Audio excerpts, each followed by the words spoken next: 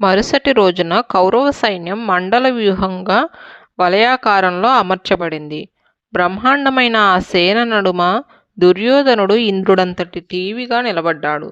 ధర్మరాజు అర్జునుణ్ణి తన సైన్యాన్ని బలమైన వజ్రవ్యూహంగా నిలపమన్నాడు. యుద్ధం ప్రారంభమైంది. చాలా చోట్ల యోధులందరూ పోరాడుతున్నారు. ద్రోణుడు, విరాటుడు ఒకచోట, భీష్ముడు, అర్జునుడు మరోచోట, మరో రంగంలో శిఖండి, అశ్వత్థామ భయంకరంగా యుద్ధం చేస్తున్నారు. దుర్యోధనుడు దుష్టద్యుమ్నుడిని ఢీకొంటున్నాడు. 7వ నాటి యుద్ధంలో విరాటుడి 3వ కొడుకు సంగుడు కూడా ద్రోణుడి చేతిలో చనిపోయాడు. అశ్వత్థామ శిఖండిని ఓడించాడు. అశ్వత్థామ శిఖండి రథాన్ని తునాతునకలు చేయగా శిఖండి తన రథం నుంచి దూకి విచ్చుకత్తి, డాలు చేతపట్టి నిలువగా అప్పుడు అశ్వత్థామ ఆ కత్తికో బాణాన్ని గురిపెట్టి ఖండించి పారేశాడు. అప్పుడు శిఖండి విరిగిపోయిన మొండి కత్తిని గిర్రున తిప్పుతూ విపరీతమైన దూకుడుగా దాన్ని అశ్వత్థామపైకి విసిరేశాడు. అయినా అశ్వత్థామ మాత్రం ఆ కత్తి దాటిని తప్పించుకున్నాడు. శిఖండి చావు దెబ్బలు తిని సాత్యకి రథమెక్కి వెనుదిరిగిపోయాడు. కృతవర్మ భీముడితో తలపడ్డాడు. భీముడు అతడి రథసారథిని, గుర్రాల్ని యమపురికి సాగనంపాడు. అప్పుడు కృతవర్మ యుద్ధం విరమించుకొని శకుని రథంలో వచ్చిన దారినే వెళ్ళాడు. భీముడప్పుడు శత్రువులను నరుక్కు రావడం ప్రారంభించాడు.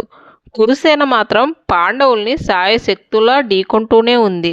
కానీ ప్రయోజనం లేకుండా పోయింది. పాండవ పక్షం మహాబలవత్తరంగా ఉంది. ఆ రోజు యుద్ధంలో భగదత్త, ఘటోత్కచుల పోరాటం చెప్పుకోదగింది. భగదత్తుడు ఘటోత్కచుణ్ణి ఎదుర్కొన్నాడు. అతని సహాయ దళాన్ని చెదరగొట్టి పారేశాడు. కానీ ఘటోత్కచుడు మాత్రం ఒంటరైనప్పటికీ నిబ్బరంగా నిలబడి పోరాడాడు.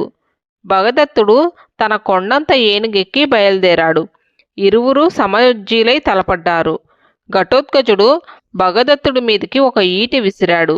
కానీ భగదత్తుడు దాన్ని ఆపి ముక్కలు చేశాడు. చివరికి ఘటోత్కచుడు తనను తాను రక్షించుకునేందుకు యుద్ధరంగం విడిచిపెట్టాల్సి వచ్చింది. కురుసేనకు ఇది ఎంతో ఆనందదాయకమైంది. ఆ తరువాత భగదత్తుడు మొదటేనుగు పాండవ సైన్యాన్ని నాశనం చేసింది.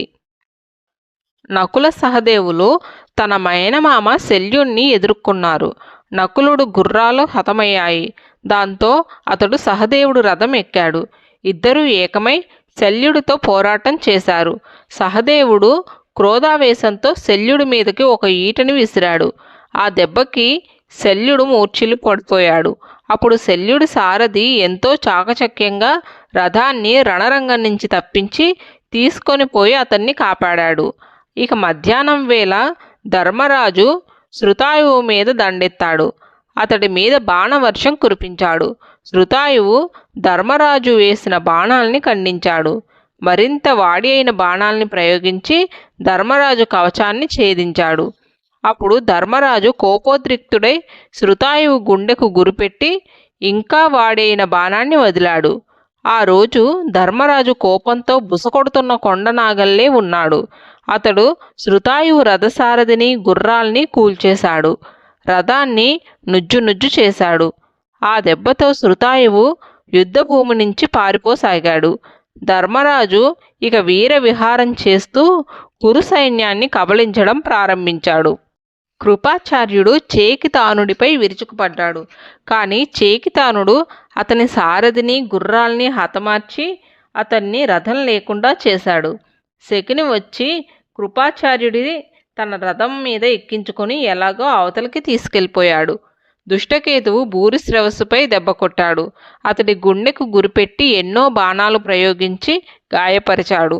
అప్పటికీ కూడా భూరిశ్రవస్సు శౌర్యంతో ఎదిరించి దుష్టకేతువు బలహీనుడై వెనుదిరిగిపోయేటట్లు చేశాడు. దుర్యోధనుడి సోదరులు ముగ్గురు అభిమన్యుణ్ణి ముట్టడించారు. కానీ వారెవరూ అభిమన్యుడికి సమఉజ్జీలు కారు.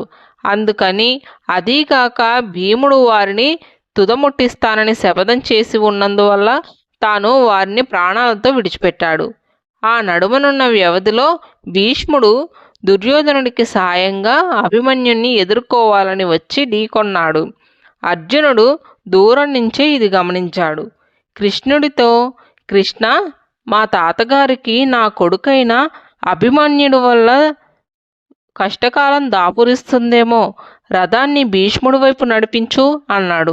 ఆ సమయానికి మిగిలిన పాండవులు కూడా అర్జునుడి దగ్గరికి వచ్చారు.